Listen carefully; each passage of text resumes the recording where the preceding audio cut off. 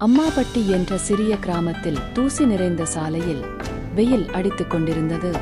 ஒரு வயதான பெண் முகத்தில் சுருக்கங்களுடன் முதுகு லேசாக குனிந்து விறகு மூட்டையின் பாரத்தால் கஷ்டப்பட்டாள். ஒவ்வொரு அடி நடப்பதும் ஒரு யுகமாக இருந்தது அவளுக்கு. அவள் கிராமத்தின் கடைசியில் ஒரு சிறிய குடிசையில் தனியாக வாழ்ந்து வந்தாள். விறகுக்கான இந்த தினசரி நடை பயணம் நாளுக்கு நாள் கஷ்டமாகி வருகின்றது. மூதாட்டியின் கணவர் பல வருடங்களுக்கு முன் இறந்துவிட்டார். அவளது குழந்தைகளும் இளம் வயதிலேயே இறந்துவிட்டனர். இந்த சோகம் அவளை கிராமத்தில் தனியாக வாழ வழிவகுத்தது. அதே நேரத்தில் விக்ரம் என்ற இளைஞன் உள்ளூர் பேருந்தில் இருந்து இறங்கி வருகிறான். கிராமப்புற சூழலுக்கு முற்றிலும் மாறாக டோட் நவீன உடைகள் உடுத்தி நேர்த்தியான முதுகுப்பையை ஏந்தியபடி அமைதியான கிராமத்தின் வெளியே பார்த்தான். அவன் தனது பாட்டியின் பூர்வீக வீட்டை பார்க்க அம்மாபட்டிக்கு வந்து இருக்கிறான். இந்த ஊரை பற்றி அவன் கதைகளில் மட்டுமே கேட்டு இருக்கிறான். வயதான பெண் தன் சுமையுடன் போராடுவதை விக்ரம் கவனித்தான். அவன் சிறு உதவி செய்ய ஆசைப்பட்டான். ஆனால் சுயநினைவு உணர்வு அவனை தடுத்து நிறுத்தியது. அவன் ஒரு நகரப் பையன். எல்லோரும் தங்களுடைய வேலையை செய்யும் போது தான் மட்டும் உதவி செய்தால் தவறாக நினைப்பார்கள் என்று நினைத்து தன் வழியை தொடர்ந்தான். கிராமத்தை சுற்றி பார்த்து கொண்டிருந்த விக்ரம் அந்த வயதான பெண்ணை மறுபடியும் பார்த்தான். இந்த முறை உள்ளூர் சந்தையில் அவள் ஒரு சில விலை குறைந்த காய்கறிகளை கவனமாக ஆராய்ந்து கொண்டிருந்தாள். அவள் முகம் கவலையில் வாடியிருந்தது.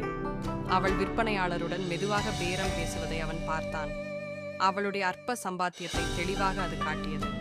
மீண்டும் ஒரு அனுதாபம் அவனை தாக்கியது. ஆனால் அவன் இன்னும் உதவி செய்ய தயங்கினான். அன்றிரவு விக்ரமால் அந்த மூதாட்டியின் உருவத்தை மறக்க முடியவில்லை.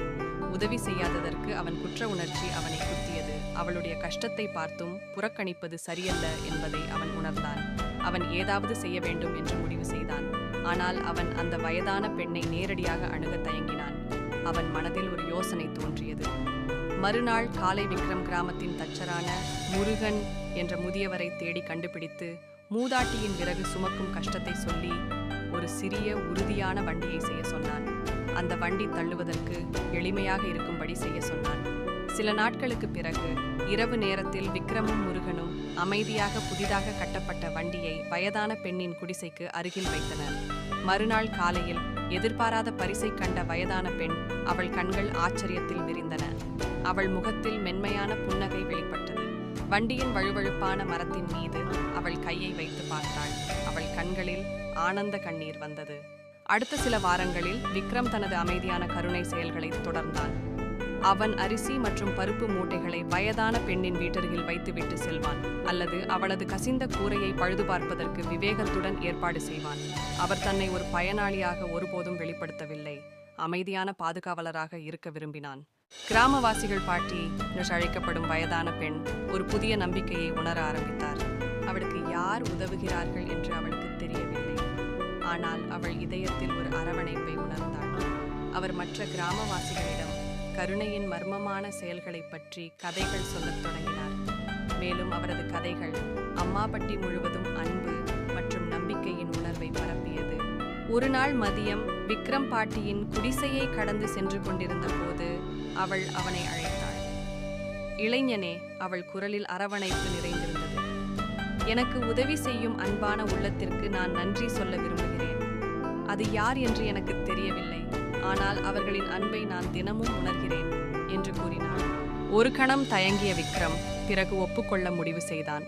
நான் தான் பாட்டி என்று மெதுவாக சொன்னான். பாட்டியின் கண்களில் கண்ணீர் வழிந்தன. அவள் விக்ரமின் கைகளை தன் கைகளில் பிடித்தாள். அவளுடைய தொடுதல் வியக்கத்தக்க வலிமையானது. நன்றி குழந்தாய். அவள் குரல் உணர்ச்சியில் நடுங்கியது. மனித குலத்தின் மீதான என் நம்பிக்கையை நீங்கள் மீட்டெடுத்தீர்கள். கடவுள் உங்களை ஆசீர்வதிக்கட்டும் என்று கூறினாள். விக்ரம் இதுவரை அனுபவித்திராத ஒரு சந்தோஷ உணர்வு தன்னுள் பரவுவதை உணர்ந்தான். தான் செய்த சிறு சிறு உதவிகள் தான் நினைத்து பார்க்க முடியாத அளவுக்கு மகிழ்ச்சியை தந்தது என்பதை உணர்ந்தான். அவன் தனது பாட்டியை தேடி அம்மாபட்டிக்கு வந்தான். ஆனால் அவன் அதைவிட மதிப்புமிக்க ஒன்றை கண்டுபிடித்தான். எதிர்பாராத கருணையின் ஆழ்ந்த திருப்தி. சிறிய உதவிகள் கூட பெறுபவருக்கு மட்டுமல்ல, கொடுப்பவருக்கும் சக்தி வாய்ந்த தாக்கத்தை ஏற்படுத்தும் என்பதை